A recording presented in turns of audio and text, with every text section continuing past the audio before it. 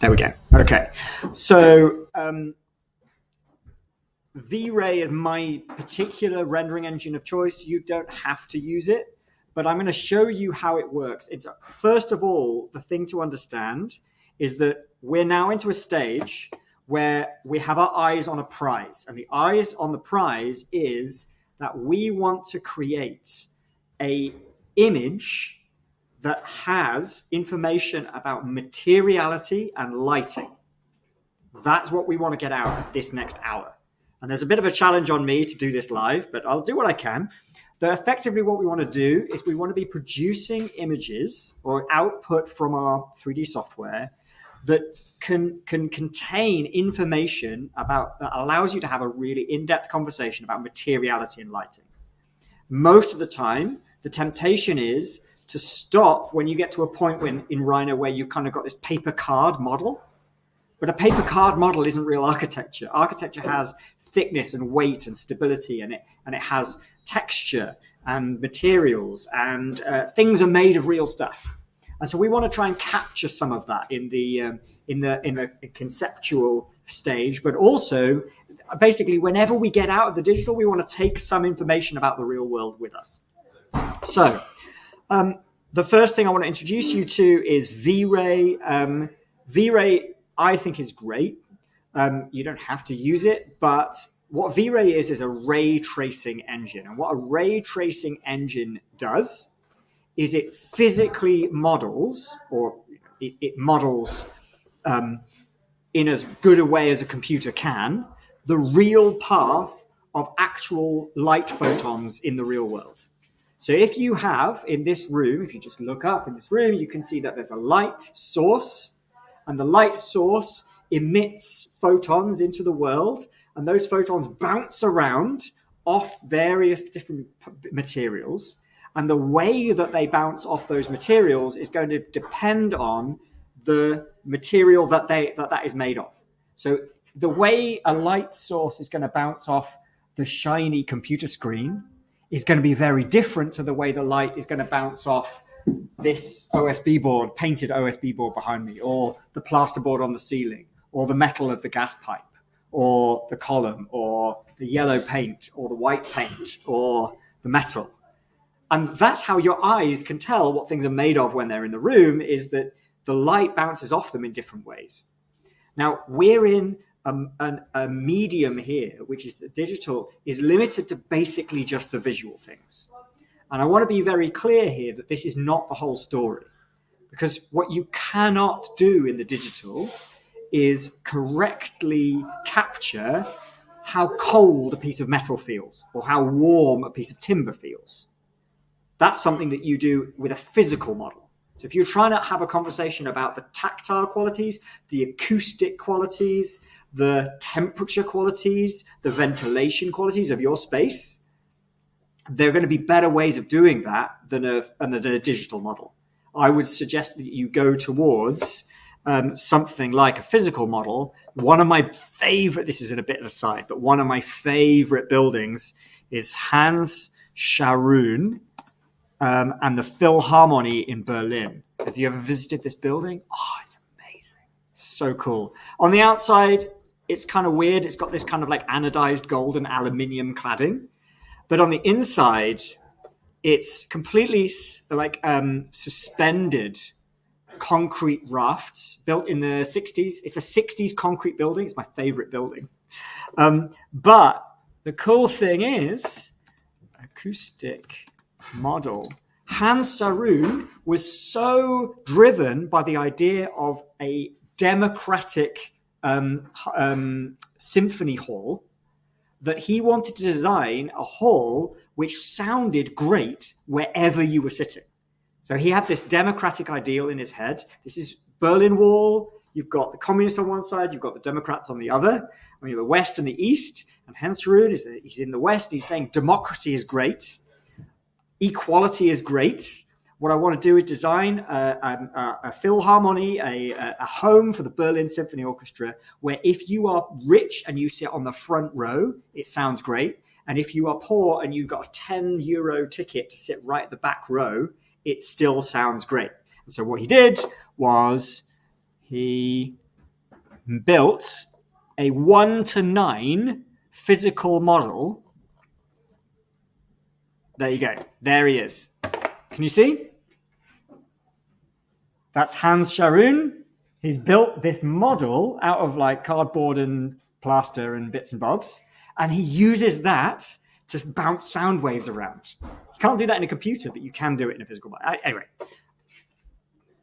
if you built a 1:9 model of your building, that would be cool. Anyway, right, sorry, I'll carry on. So Ricardo and I walked past the site this morning. Ricardo snapped this photo. Maybe you would take a bit of a different photo. I quite like this. You can see the chimney here. You can see little bits and bobs. What I want to try and do is say, at the very least, the physical and visual qualities of the materiality is something that I want to try and represent now in the way that I approach this modeling process. So here we go. I can take this model, I take this photo, I download it. I can come into Rhino and I can say, I'm going to go to display options for my perspective viewport. Display options. And I'm going to say that my ghosted viewport, I'm going to come down here and see where it says viewport settings, background, use application settings. That'll mean it's just digital gray. But what I can do is use an option called image file. And I've set that to be the site JPEG that I have downloaded from here. Now, that's kind of all well and good. But what you'll notice is that now is going to sort of like stretch in funny ways if I set my my image plane up slightly differently. So what I have to make sure is that my image is at kind of the same aspect ratio as the original photo was. Otherwise, I get this kind of weird stretching effect. There's something I can actually do to help this. Is I'm going to go into my render settings. This is V-Ray. It's just a whole load of different things that I can turn on and off here. And I'm going to my settings under V-Ray Asset Editor, and I can turn on my camera and render output. Render output. And what I want to do is turn on Safe Frame.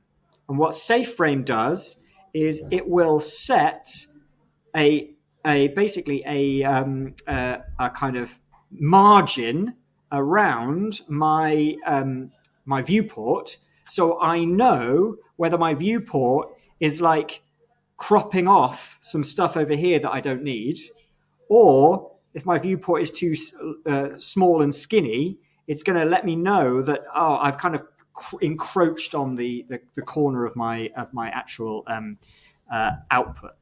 So I'm going to leave it there for now, and I'm going to make sure that my image width and height matches the aspect ratio of the photo that Ricardo took. And I can just double check that by going to my downloads folder, finding the site photo here. And we're going to get a couple of things out of this photo. I can go to properties. Because it's a photo, Windows is able to read a whole load of stuff. I can go to details and I can see that the date it was taken was 7/11/2025. I can see that dimensions are 5712 by 4284. Now, I don't want to render at 5742 by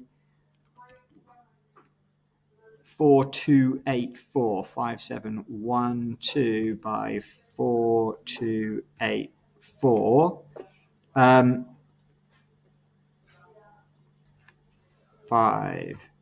5712 by 4284. 5712 by. There we go. Right, now I've got that to match the actual thing, but I don't want to go.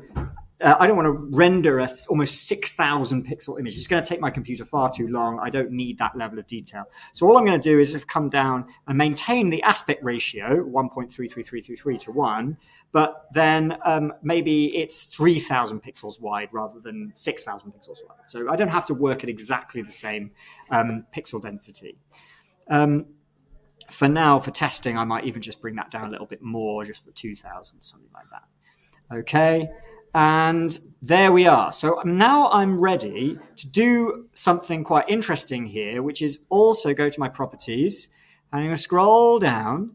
And one of the things that it should tell me, oh, annoyingly, it doesn't tell me. If you took this with your phone, sometimes it tells you 35 millimeter focal length, which is the equivalent. If you took it with a 35 millimeter SLR camera, it would tell you what zoom level that photo was taken at. Ricardo's phone seems to have. I think it's probably because I downloaded it over a Gmail email and it's lost some of the information. But I can kind of guess. I can look at this and say probably it's somewhere around a kind of 35 millimeter image, something like that. And the way I can check this is by now sort of setting my view up so that I try and match the ground plane of my 3D view with the ground plane of the image that I've just taken. So I'm doing this kind of, it's quite rough, but I'm doing this kind of matching work and saying let's just look at this parking space here. If there was a person standing here, their eyes would be up at my eye level, wouldn't they? So I'm probably going to need to zoom in a little bit. This is not looking too far off. I can use Control and right click to zoom in and out really, really carefully. Something like this. I don't know. What do you reckon? Are we about in the right kind of ballpark? Okay, so when I'm happy with that view, and actually I might just bring that ground plane down so it really is matching up with the bottom of the wall. Yeah, something like that.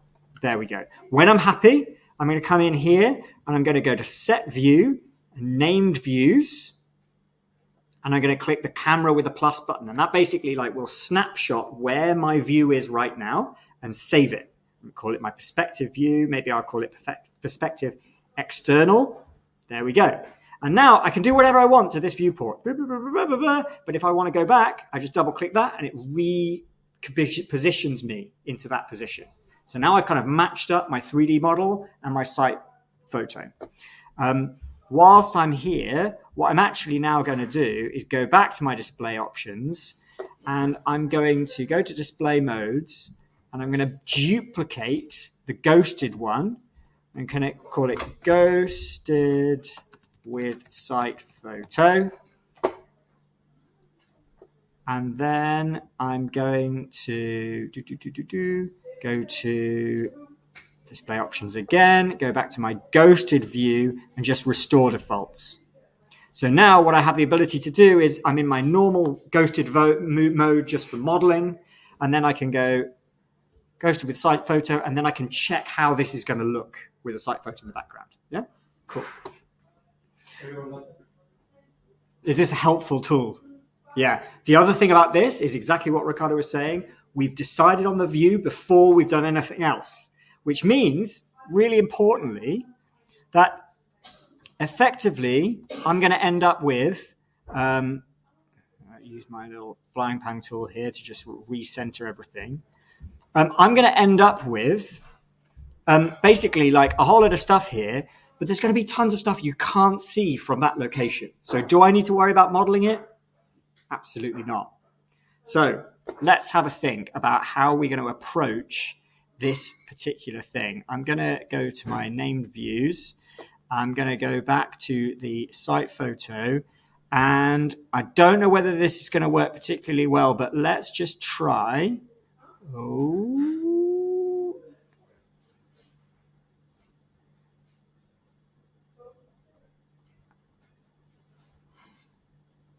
There we go. Something like this. And then we bring that wall back. Maybe that wall, just looking at that, I think probably that wall is a little bit thick. It's probably more like a 150 brick wall, something like that, maybe 200 at the very, very most. But then this area here is actually a much taller wall. So what I could do is I could bring in a taller wall. Oh. Come on, let me build my box. Yeah, here we go. one there, and it's about that tall. Now, do you see I can kind of trace over to make this 3D thing? Now, potentially, I want to knock some of that wall down to really be able to see the building. And you're going to have a much more accurate understanding of what's going on with this building. But just kind of looking at this, I'm going to guess that maybe the building has a kind of footprint like this, and then it goes up to about there. This thing is too wide, so I'm just going to scale that down a little bit. It goes to about here. Oh, no.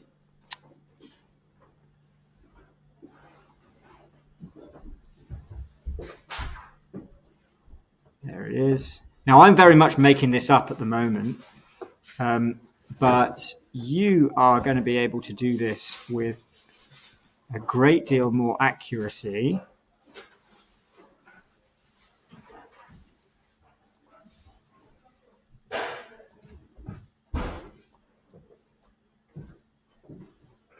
And already I can tell that my initial sort of setting this up is not quite right because I haven't quite got the right angles, but I'm not going to worry too much about that.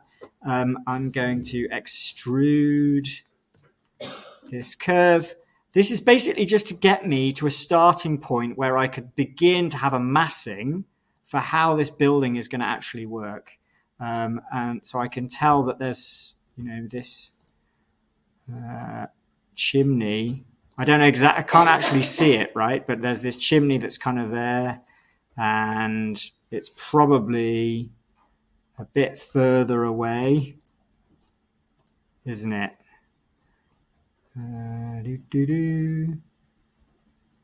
Yeah. And I'm going to use Control-Shift and select the top of that chimney and scale it down like this.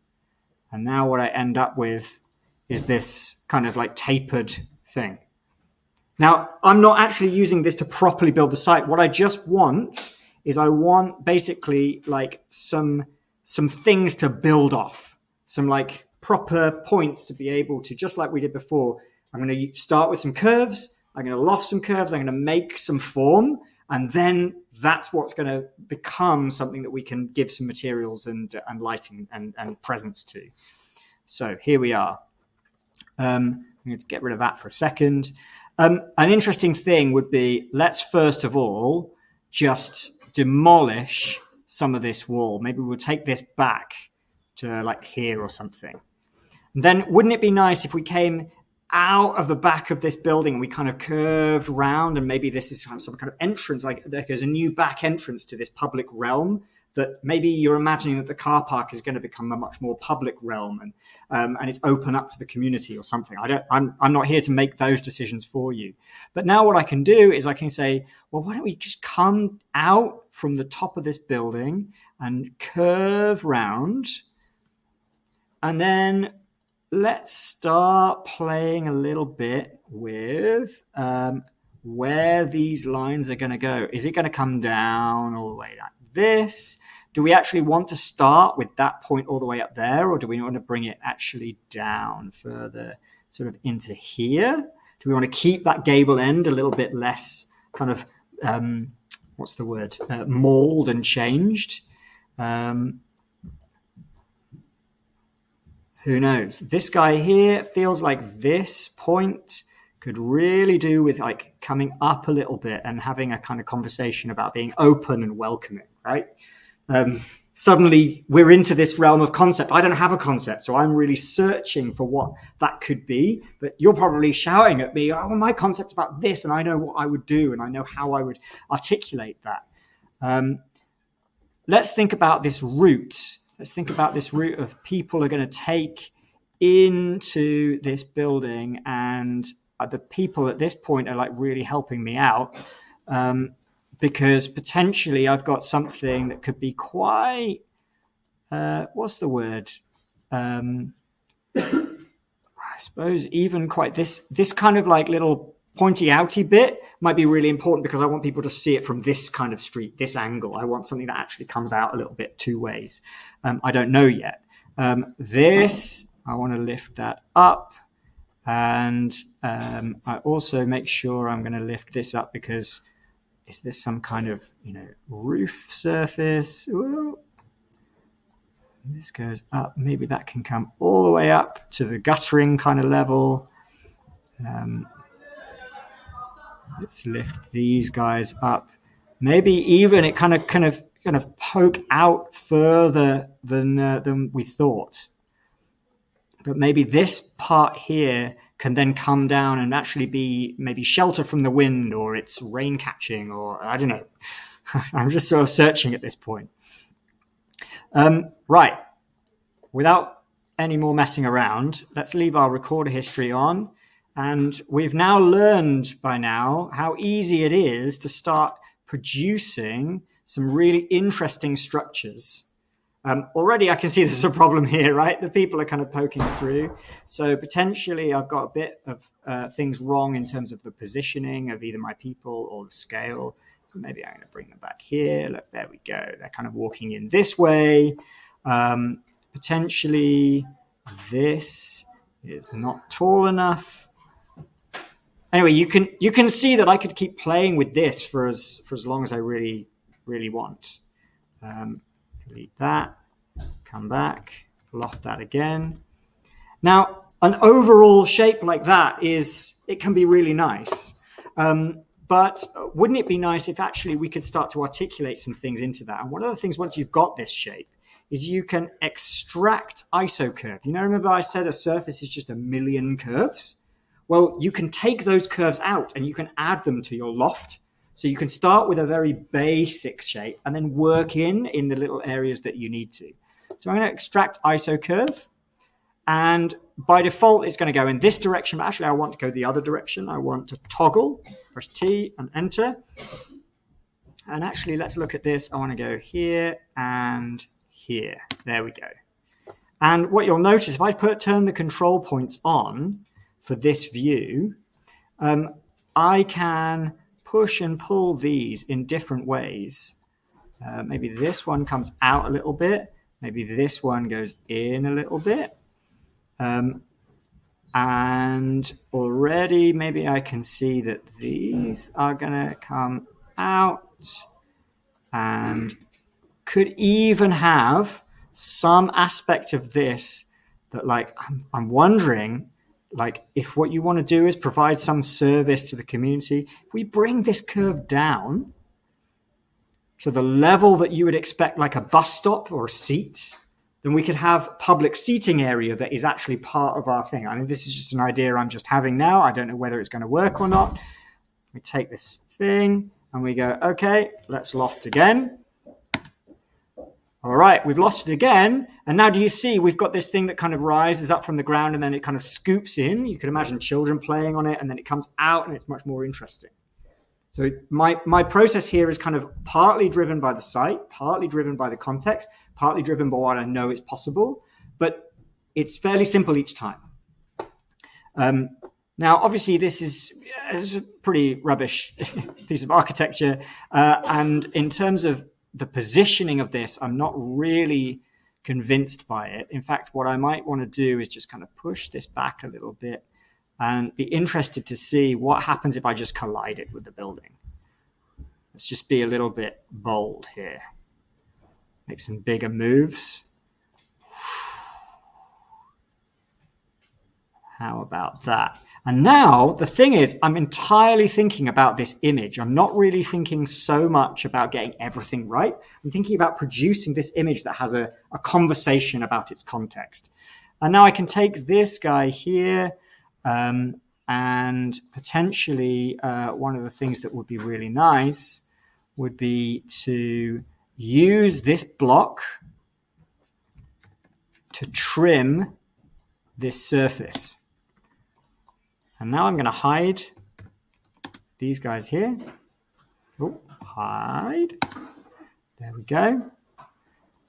And hide this as well. And now, now it's slightly off, and that's why the safe frame is quite helpful here. It would be slightly helpful for me to have set the view up just a little bit differently. But, you know, we are where we are. What if I move this way a little bit and push that back so we can just have a little bit more of an easy conversation? Yeah, who knows? I don't know where this is going to go. We're here to play, aren't we? Something like this. Yeah, there we go. Now, similarly, I can hide these. There we go. And then this thing here, potentially what I now want to do is bring forward another kind of swoopy curve here. And what if we loft between here and here? Boom. And now, I mean, this probably isn't working for me. I don't like it. So let's take this out a little bit and we'll copy this guy up. Scale him in. Push him this way.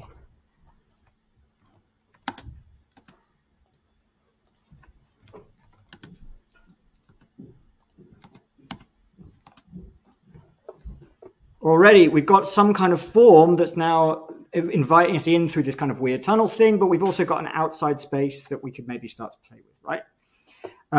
None of this has any thickness. None of this has any kind of sense of weight or materiality. So the first thing to think is like, what is this stuff made of? Well, let's make it out of some different things. Let's make this guy here. This would be, if it was this kind of thing, it's slightly slanted, but not a huge amount. I think we could probably still make something here out of brick, out of masonry. So I'm going to offset that surface. Offset surface. I'm going to give it a thickness. Let's make it really decent. Let's make it 300. Maybe this is like proper structural masonry that's responsible for holding up quite a significant portion of the building. And then I'm going to come over here. I'm going to say, wouldn't it be great if we had some windows punched in this? Yeah, it would. It would be great. Let's go this way. Let's mirror that.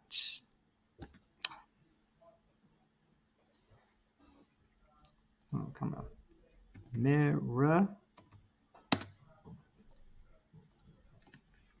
Okay. Join that together. Got a line here, and I can say make hole. I'm going to make hole in this surface, and I'm going to push through it like that. Boom! Now I've got a great big window to play with. So already I'm basically modeling as if I am setting out that view on the side. Yeah. Might be fun to take that, just copy that across, maybe another window here, make hole, select surface, here it is, all the way through there. There we go. Okay, got a couple of holes in there. Wouldn't it be nice then if we could loft between, come into ghosted mode so I can actually see what I'm doing, loft between here and here. There it is. And then come into my layers. I'm going to make a new layer and call it glass. Color it blue. And glass has thickness in the real world. 25 mil. There we go. Change object layer. There we go. And we're going to copy that from this corner to, oh, there we go. So now that gets me into this area here. And what I'm going to also do is I'm going to say this is some kind of masonry or brick, and we'll color that nice and reddy brown. Change object layer. Now, what about these things? These are currently just paper thin nothing. What would this be made out of?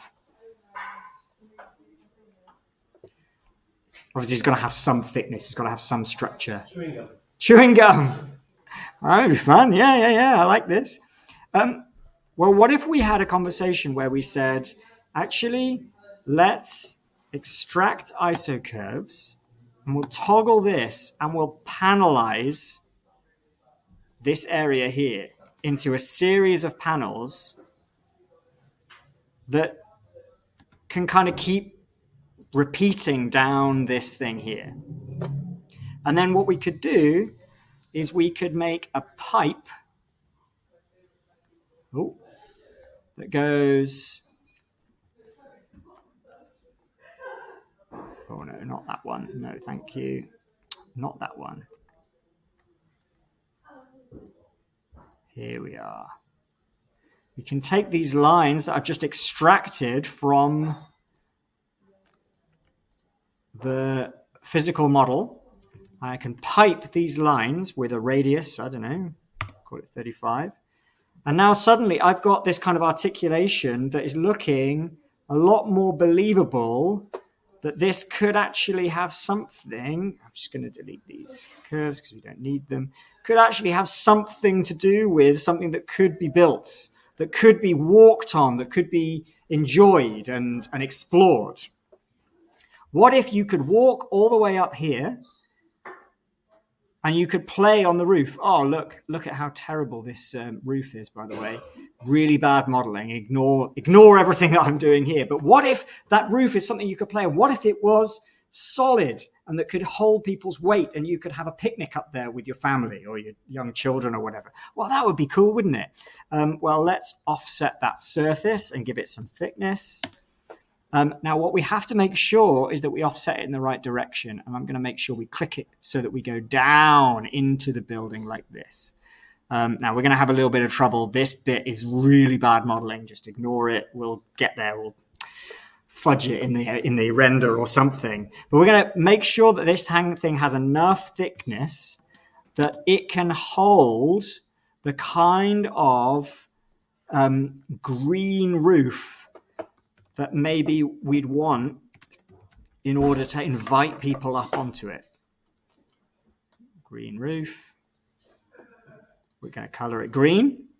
Lo and behold, change object layer. There we go. So we've got this green roof here.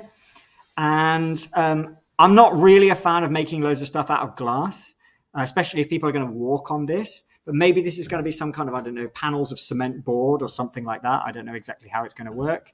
But what I'm going to do is highlight these things and just pipe those as well so we can see, we can understand how this panelization might work. This is super bad modeling. Please ignore me. And I'm going to say cement panels. And we'll make those a kind of a dark gray. And change object layer. Okay, great. Let's go back to ghosted. So now I've got some sense of the division of my materials in my model. Now, you could spend a lot longer. You could do things a lot nicer than me. I've only been going 20 minutes, so you have to forgive me on that. And also, we were a little bit constrained by setting up the view in the first place. You might want to give yourself a little bit more. You'd have the actual site, so you could do a better job than me. Anyway, what I want to do now, though, is I want to make sure that I've got access to some materials that are going to really help in actually expressing this kind of weight and structure and materiality. This, by the way, is going to have some thickness, so we're going to offset that as well. And we'll do that 50 mil for now, and then we'll see. Yeah, that's going to get pretty messy, but anyway, it's kind of a nice, fun tunnel to go through anyway, and we won't worry about what's happening there. Materials. The first thing to know about materials is that what we could do is we could just create a material that way just from scratch. And I'm going to make this, I'll start with this generic material here. This generic material is just gray. But what we have is the ability to start playing with things like how reflective it is. So if I turn this all the way up, do you see how this starts getting super, super shiny? So if I wanted something that was like plastic versus something that was like plaster, I could basically do that in one slider. I could go from plastic to plaster in just one. I've made it shiny. Oh, it's a plastic. I've made it really dull. It's kind of plaster. Now, maybe I've got this kind of cement board, so actually I don't want much of a reflection at all. And I want it to be quite dull, even if it does reflect. And that's pretty much all I need to worry about at this point. But I could, if I wanted to be a little bit more involved, what I could do is I could find a texture from something like ambient CG. Does V-Ray not have like textures already on? They do. Yeah. It does. But you don't learn about how to create textures by just getting something from the library and just applying it. What we want to do is we want to build textures so that we understand what we're trying to make. And often you're going to do some kind of material exploration. You're going to come up with a material that isn't in the library. And you'll need to know, well, how do I create this texture? I need to make this from scratch. So I can search here.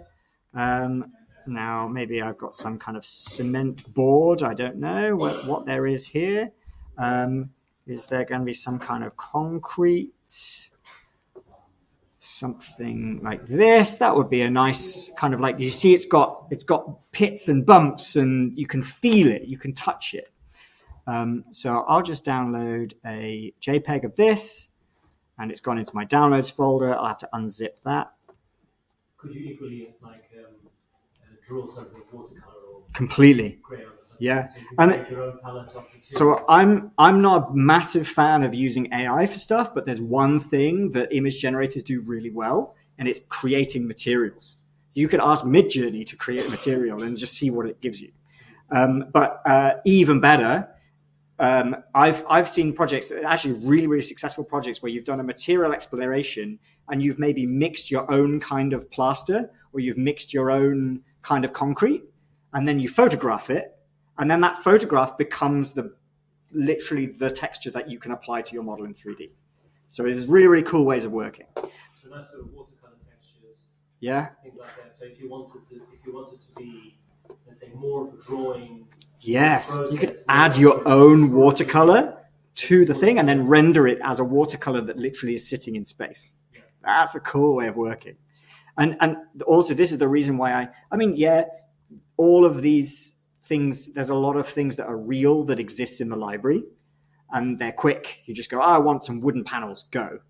But I want to give you the ability to like think critically about materials, which involves actually putting some thought into how am I going to represent this best, and where am I going to get this from, that kind of thing. Okay, so now I've got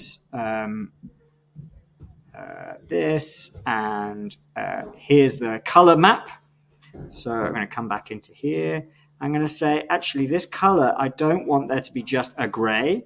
What I want to do is I want to replace that with a bitmap that I get from my downloads folder, and you would organize your folder much, much more. There we go. And now, now suddenly I've applied that to this material. Now what I can do is everything that's on this layer, I can assign a material to it. So this cement panels, I can drag, first of all, going to rename this. I'll call it cement. We'll drag it over. I'll apply it to that. And now, everything that's on that layer, I literally just apply it to the layer. And the reason I want to apply it to the layer is because then when I keep my folder, when I keep my model organized, I can apply the same material to everything on the layer, all in one go. And when I change my mind about that material, I don't have to reapply it to 50 different instances of geometry. So this is why layers are super, super important. Similarly, let's have a look for some kind of brick pattern. Now, again, one thing that you could do, and I would suggest it's a really useful thing right here, brick is really super important on your site, right? Exactly that color brick, exactly that type of brick. Why not go and take a photo of the brick and use that as your texture. I don't have that photo, but I can go and find the closest kind of brick that I can. There we go. Maybe it's this one. Now, it's not going to be exactly the same, but I can spend a bit of time getting it right. Now, with bricks, what's important here, and I will come back to this as well. This is the same true of this cement texture. This cement texture at the moment is just completely flat and it's just got an image on it. Now, that doesn't tell you, that doesn't show you or evoke the real, like if you look at this, it's got you can see the drips of paint and the bits of wood poking through, and they're bumpy. And every texture, however smooth it really looks, is really bumpy. And so actually one of the things that you will get with any of these is a normal map or a bump map. So I'm going to do a normal DX map. Here we go. And let's just turn that up a little bit. You can't see it very easily, but if I turn it off, you will notice there's a little bit of a difference, especially around the edges. It's very subtle. But getting bump maps right is kind of this route to really understanding how materials feel and behave. I'm going to make a new material here, and it's going to be a generic one. I'm going to call it brick.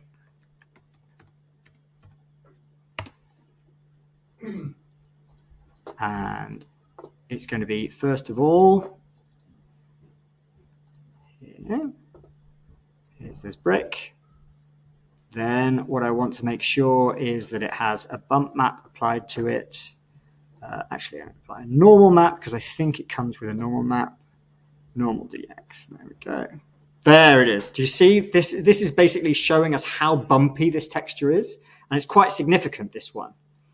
And it's quite hard to see, but effectively what this will do is even if you've got a flat surface that's modeled, it will model in, it will behave as if it's pitted and sticking out and got this kind of rough texture to it. So here we are.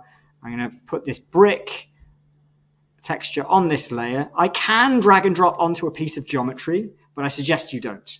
Because if you apply textures specifically to individual pieces of geometry, you can't then apply it to the whole layer and be done with it. So definitely go layer by layer. And then last thing, I will, just for the sake of speed, I will see whether I can get just a green grass texture from here.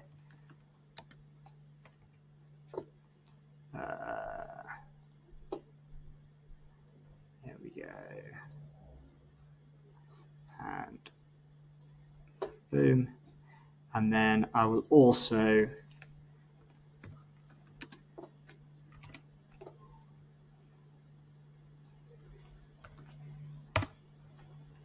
here we go.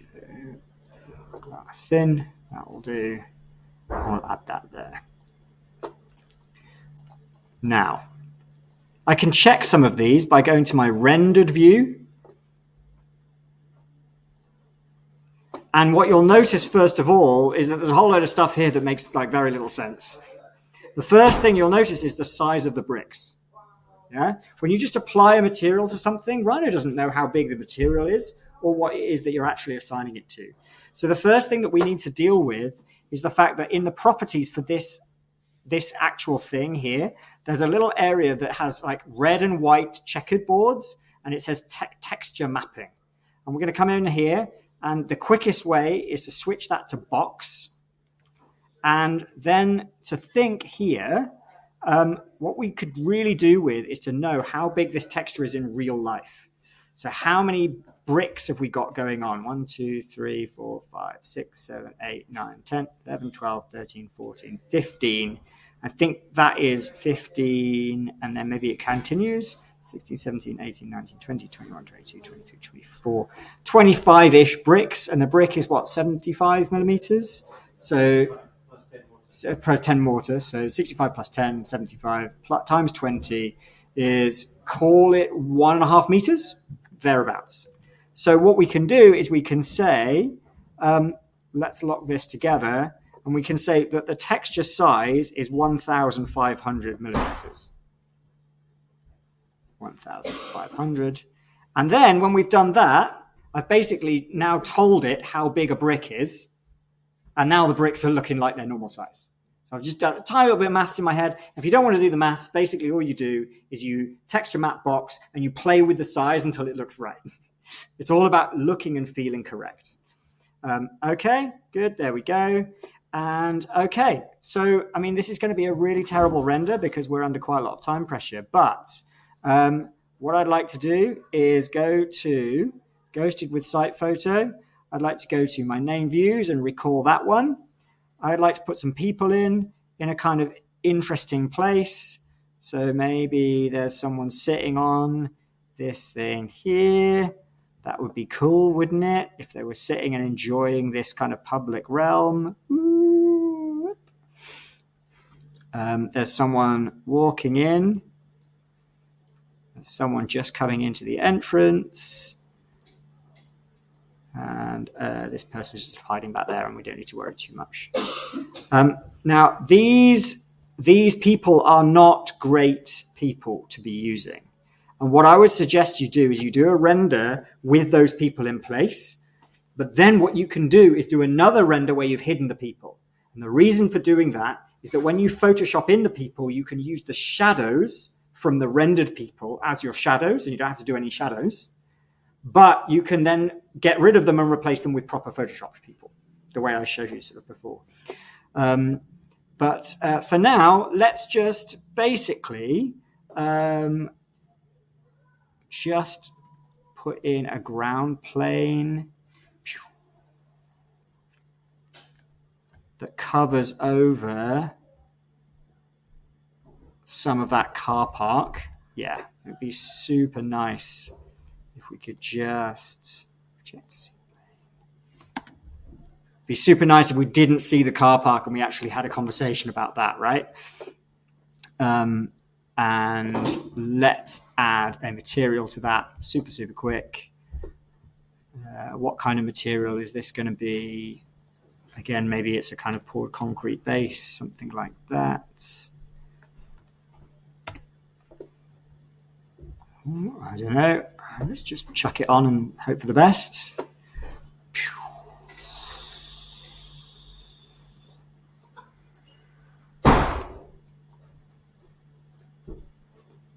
And again, almost certainly,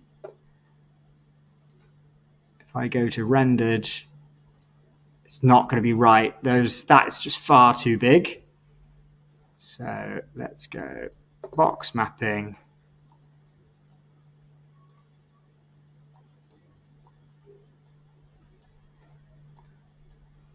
Keep going up, keep going up. Do you see the size growing and growing and growing until it kind of starts to make some actual sense?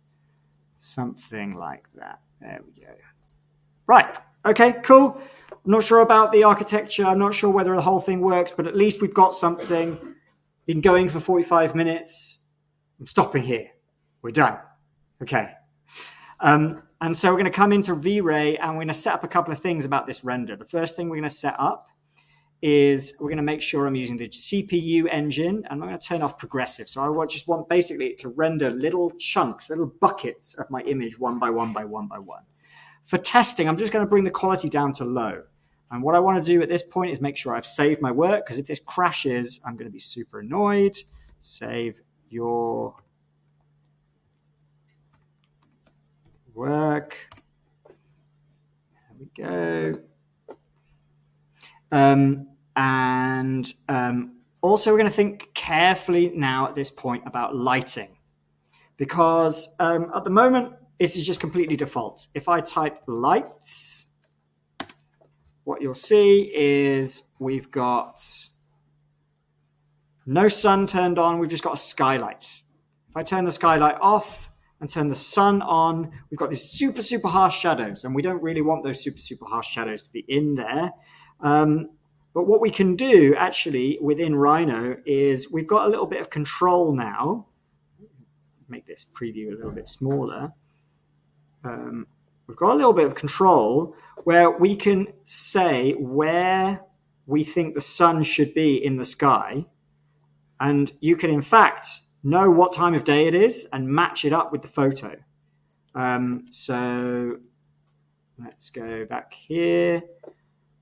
Actually, shadows are very difficult to see because the whole sky is just super, super cloudy. So it's going to look really weird if the sun is very, very harsh. So what I'm going to need to do is I'm going to make sure that the intensity multiplier of my sun is turned down a little bit. And the thing about a cloudy sky is effectively what it does is it makes the sun appear to be very big. So it spreads out the light from one single point in the sky to a very large set of points in the sky.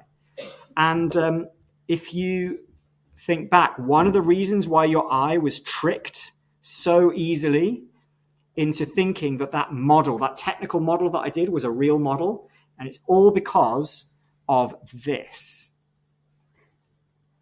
Oh, keep going back.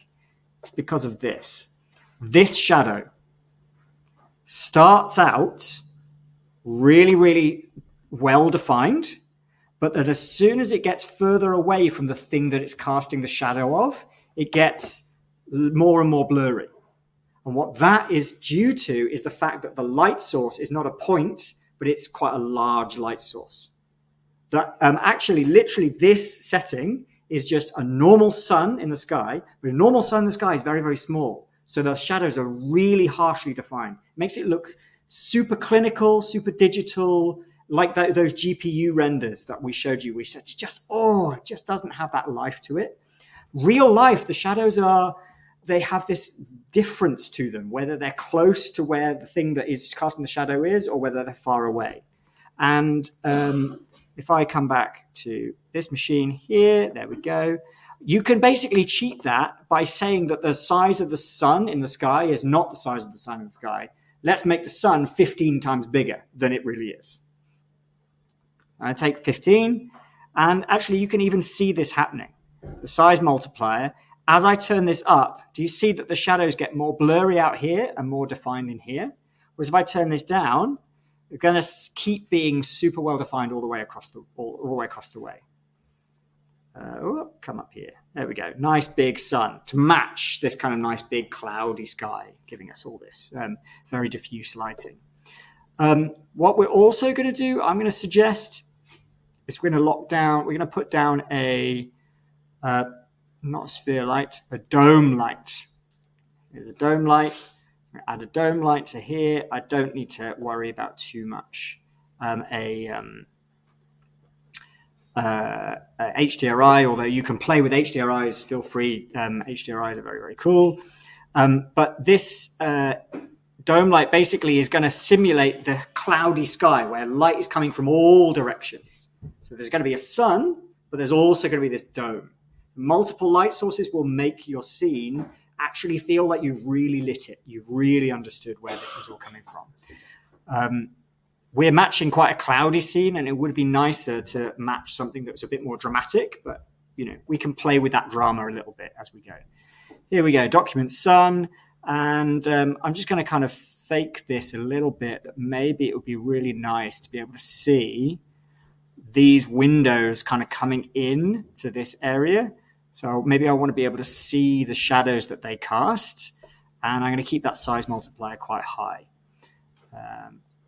And then I know, just from experience, I tend to know that if you turn the sun on, then any normal camera is going to get completely blown out. So I need to adjust the exposure value of my virtual camera that's taking this photo.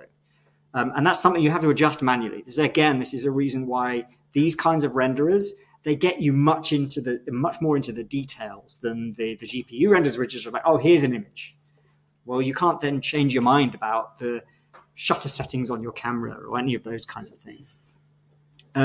Now, I have absolutely no idea whether this is going to work particularly well, but let's give it a go. I will save my work, so I can always come back if this crashes. Here we go. And I'm almost certain we're going to need to really significantly adjust some of the lighting settings. Aha! It's not that bad. We're starting to get somewhere. You can see already, let me just, when this is finished, I'll zoom in here. You can start to see already that this glass has reflected. Oh, calm it down. This glass has now reflected the inside of the brick, right? So now I really believe there's some glass there, even though it's not really doing much. It's just kind of letting things through. And the other thing I can do is I can make sure that it's really clear where my alpha is, where my sky begins and ends, and that kind of thing. It looks like potentially there's something I need to adjust, and that is this dome light. I need to make it invisible. And I need to make sure that it isn't appearing in my render, because I want my render to be this. Everything that's white in this image, I want to show the site photo through it. Yeah? Here we are. Okay, let's try that one more time. There we go. Much better. So now I can sort of see this thing here. This is giving me an opacity map or an alpha map that basically is saying all of this stuff is going to be obscured in my Photoshop collage. But everything that's black is going to be letting it through the site photo.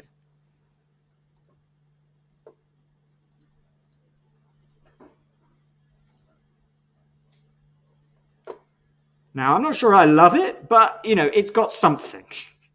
It's got something. This is kind of cool. I kind of like this conversation here. It would have been really nice if I'd managed to maybe adjust the angle or something so I could actually make more of this kind of thing here. I want to do one more thing, and then I'm going to say, right, we're rendering it, we're putting it into Photoshop. And that thing is the very last bit, which is that V-Ray has the ability to not just make something look like grass, but to add fur to an object. So we've modeled it as just a flat surface. V-Ray is amazing. What you can do is you can say, right, this thing here, this looks like a little furry hat. It says add fur to selection. Select objects to have fur hairs generated on them. You just select the roof. I mean, obviously you wouldn't have grass on the underside of the roof as well as the top, but we'll ignore that for now. And so now I go back to my V-Ray area here, and I've got this fur stuff. The count per area I'm going to bring way, way down because otherwise it's going to absolutely throttle my computer. I'll just save this. Maybe the length of this is somewhere around, 120 millimeters, like really long, like we're going to go sort of meadow grass kind of thing. Thickness of a piece of grass, we'll call it 5 mil, something like that. And then what I want to do is I want to make sure this is super variable. So maybe it's got like lots of differences between the tall bits of grass and the short bits of grass. So it's kind of got this variance to it. And there we go. That'll do for now. And then I want to make sure that there's a material, which is going to be that grass B material applied to it. Now this is going to take a little while, but what I want you to see is that I haven't modeled anything. I haven't modeled a blade of grass. I haven't modeled a scatter of any kind. All I've done is I've just told V-Ray that this thing has a whole load of hairs coming out of it. And we'll see whether I've basically given it far too much to do, but let's try. It's going to take a little while to generate all of that geometry. And it's the wrong view, so that doesn't help. Let's go to this view. Thank you very much. Just make sure that I've called back that perspective external view. Yep, there we go.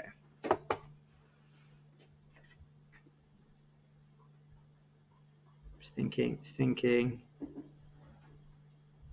There we go. Now let's zoom in here and see what we can actually see.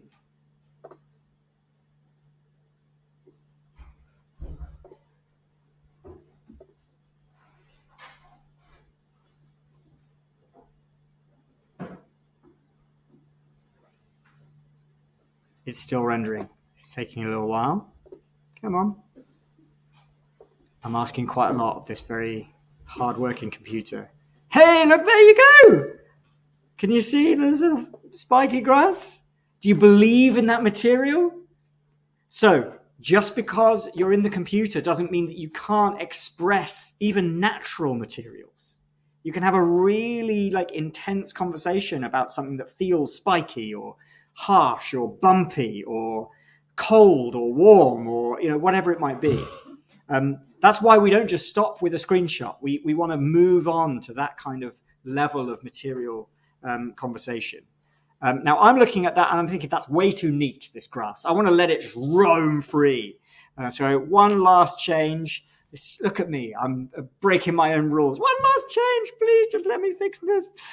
Here we go. Length, let's go up to 400. Thickness, 10. And let's just turn down that count area. All right.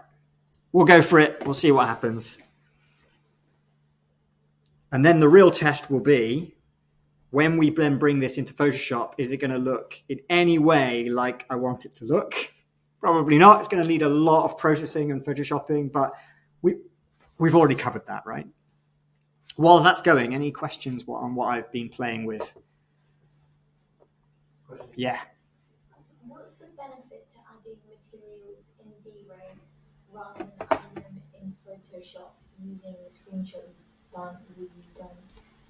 Yes, really good question. The answer is, if you're just sketching something, Photoshop is a great way of adding materials. But what Photoshop, you will find yourself doing a lot in Photoshop, is like you have to spend a long time like skewing things just right to get them to match. And there's a point at which it's actually better to just set the materials up in the 3D world, get them right, and then render them. There are still going to be some materials where you actually might find yourself wanting to do them in Photoshop rather than not.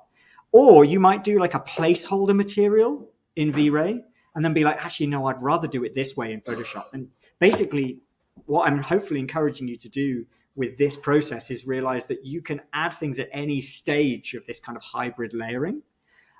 So for me, what I tend to do is I would have a go at some materials in V-Ray. I would render it and I would say, well, this bit's really working. This bit's not working for me. And I know I could do that quickly in Photoshop. So I'm going to stop. I'm going to render it just with a pink something, something that I know I can pick in Photoshop. And then in Photoshop, I'll replace it because I know that'll take me 30 seconds. Whereas this really, really confusing thing with a particular shadow on it or whatever it might be, that's going to be much better done by a 3D engine. So really, you will learn by playing with what you can and can't do, I'd say. And that is the answer to that question. It's not a very good answer, I'm afraid, but does that help? Cool. I'm just going to save this image.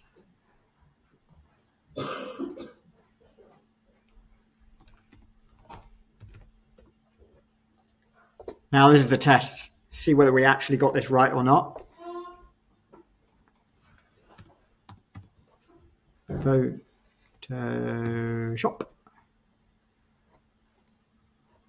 Oh no.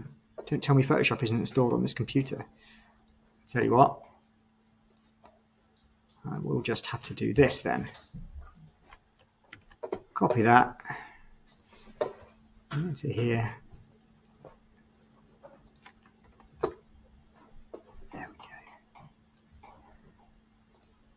File.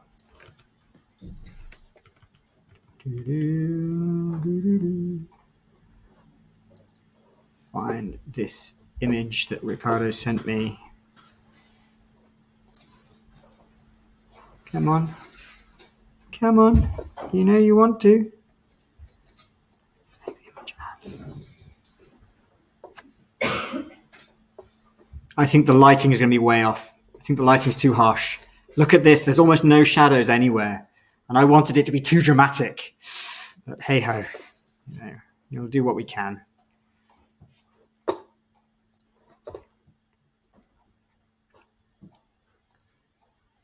So we'll start off by opening up our site image.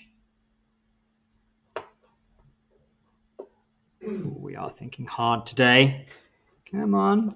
I know it's the end of the day. Just 2 more minutes. You can do it.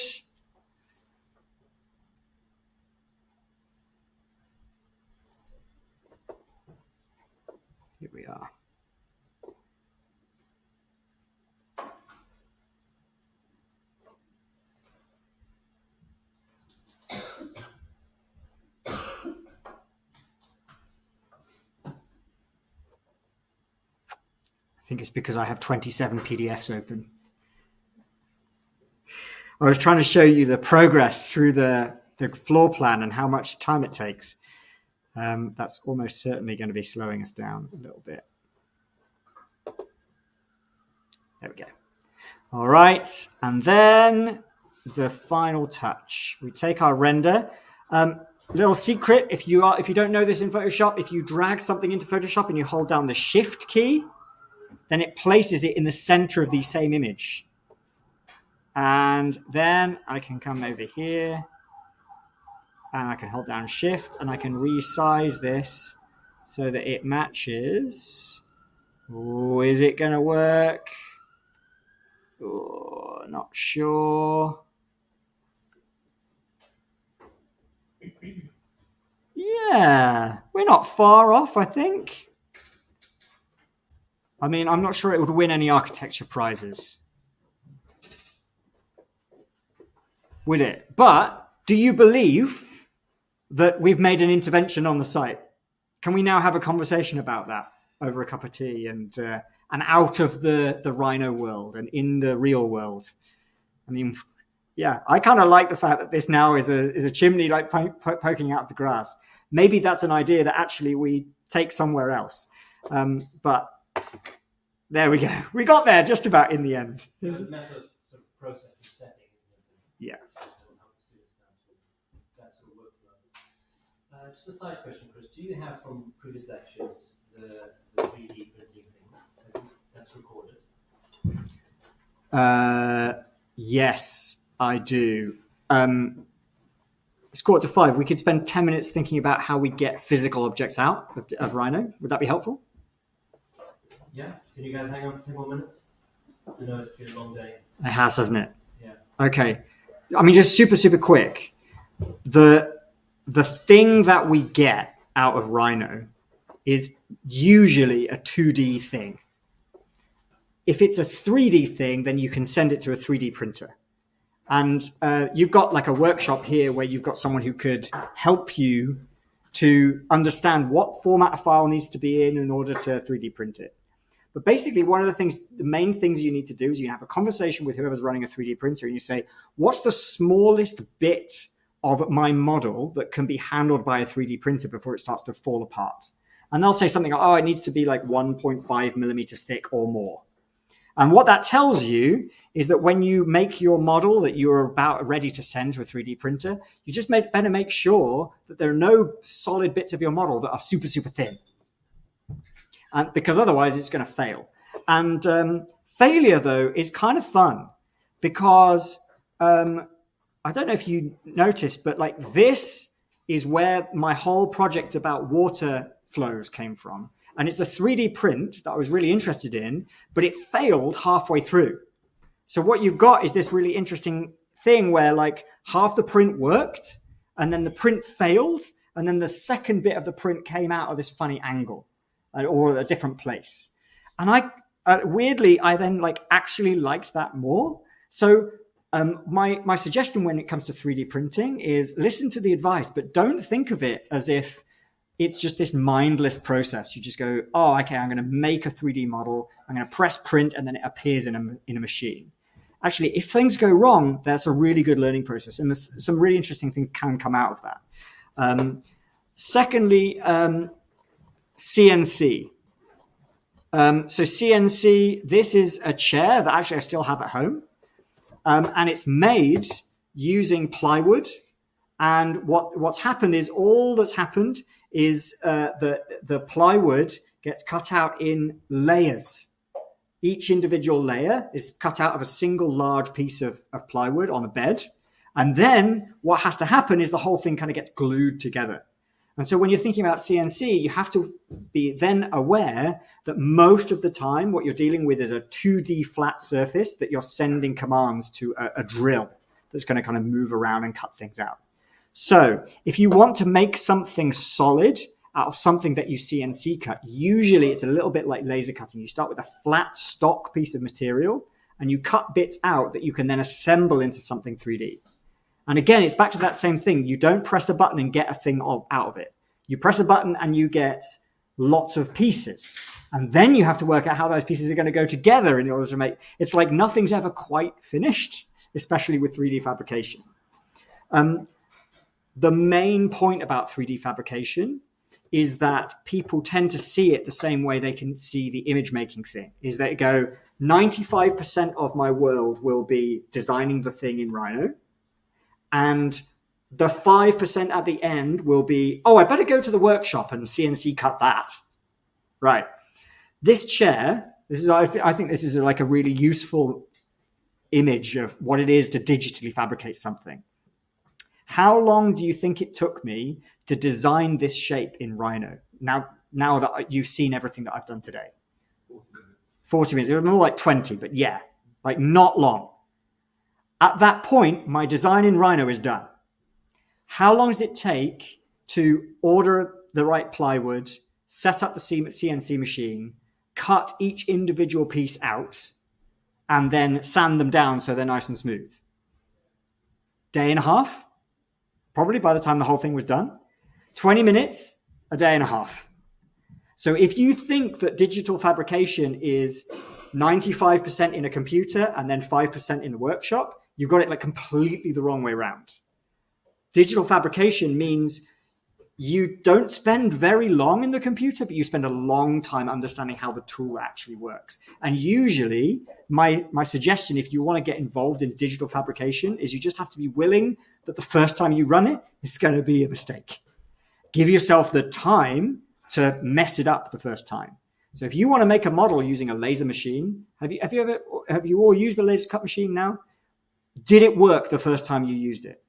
Brilliant. That's a great learning point.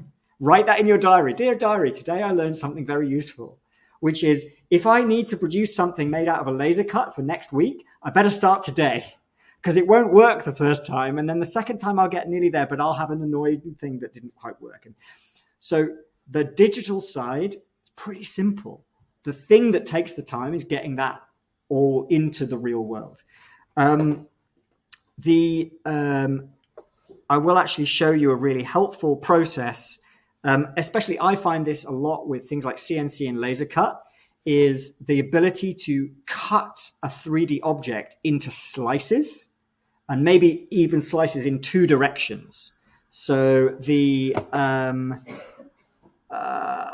what's the waffle structure in Spain? What's it called? Waffle Seville. Google will know what I mean. There it is, Metropole Parasol. Right, this guy here. All that is they've taken a 3D geometry, and the important thing that they've done, I'll just make a new file here. Or will I be able to make a new file here? Looks like it's completely crashed. Let's go back over here. Here we go. I'm going to take my person. Here's my person.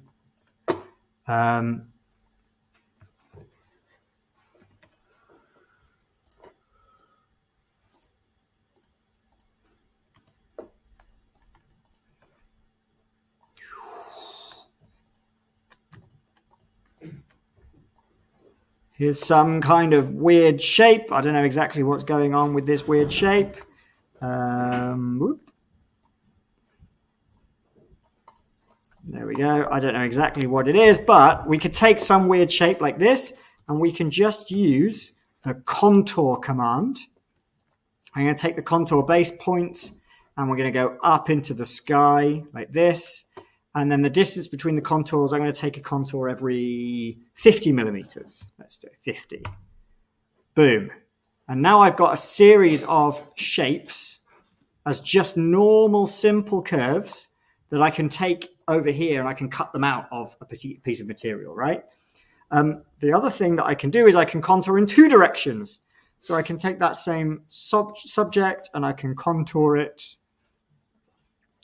Contour plane base point, go in that direction every 50 millimeters. And now I've got a really interesting, actually, this is all just too much. I'm just going to undo those contours. That is far too close together. Let's go 200.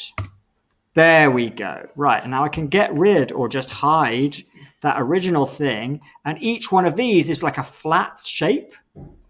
And I can do exactly the same in the other direction. Contour. This direction. Let's go slightly less, 250.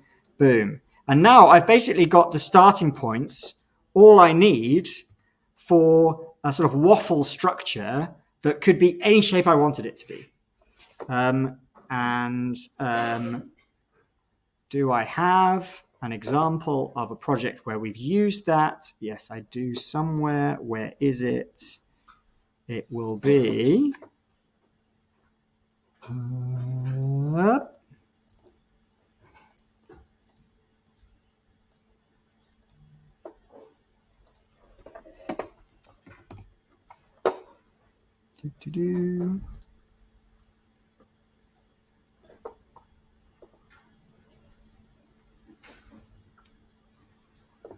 Come on.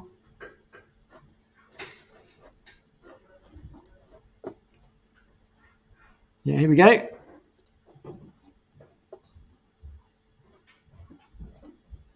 It's this kind of approach. This is actually some furniture that I made a few years ago. It's all about being sort of contoured to this shape, but you obviously start with just lofted surfaces, and you contour it, and then you send that to the CNC machine. But again, it's exactly the same. It takes 20 minutes to design the shape. It takes 2 days to cut this thing and sand it down and finish it and slot it all together and plan out exactly where you're going to put those slots and those kinds of things. But does that help kind of give you some tools to get yourself ready for the 3D fabrication stuff?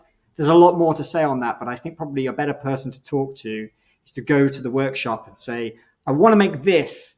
How do I prepare this file? How do I get this ready? How do I make sure that I'm not wasting anyone's time? And someone will definitely help you, but just show that this is definitely possible. More questions on that? This was a super nice project. This one, I really liked it. Delivered a lot today. Well, I hope I haven't tired everyone out. I mean, rightly so. The good thing we also have this all recorded, so we do indeed. You can go back and. I'm going to stop the recording now. You've got sort of the